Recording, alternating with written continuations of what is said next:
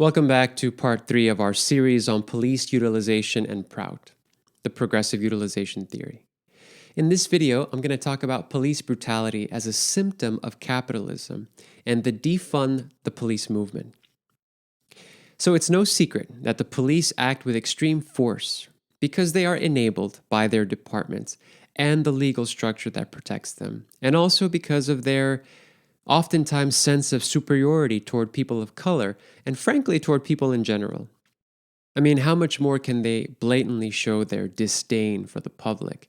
When video after video show they don't care that they're being filmed, they will behave like reckless thugs. The people, including the poor, African Americans, and many more, are vulnerable to police brutality, because most people live in a state of all-around economic insecurity.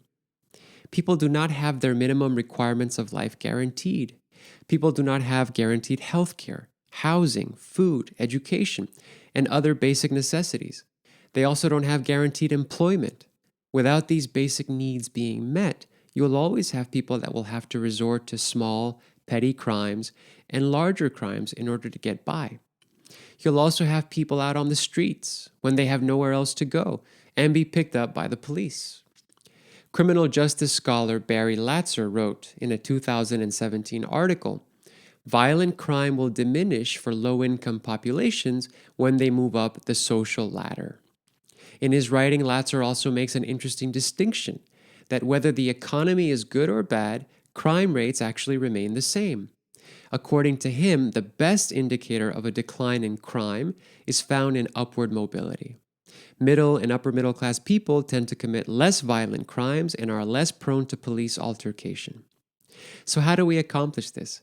How can we get people to move up the social ladder? Those on the right would say that Trump is doing that with his massive tax cuts for the rich, claiming that trickle-down economics will help those on the bottom. But PROUTists completely disagree with this approach. Under PROUT, we would work to help people in society continually increase their purchasing capacity directly. How? We would start by guaranteeing the minimum requirements of life.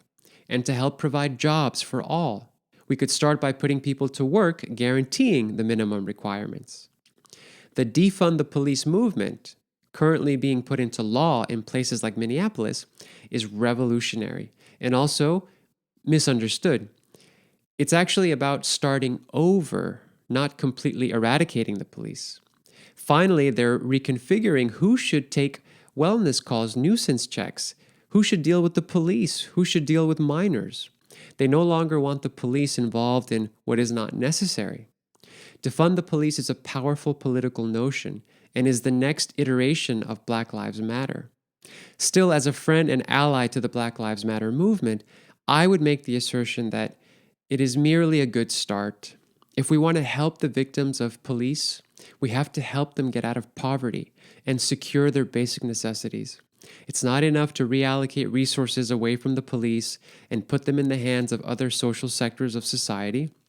We have to understand that one of the biggest threats to Black lives and to the victims of police brutality is actually capitalism. In the next part of this video series, I will speak with PROUT activist Dada Veda on how to better train law enforcement so they can be utilized properly in society. Thank you for watching PROUT Rev. We'll see you there.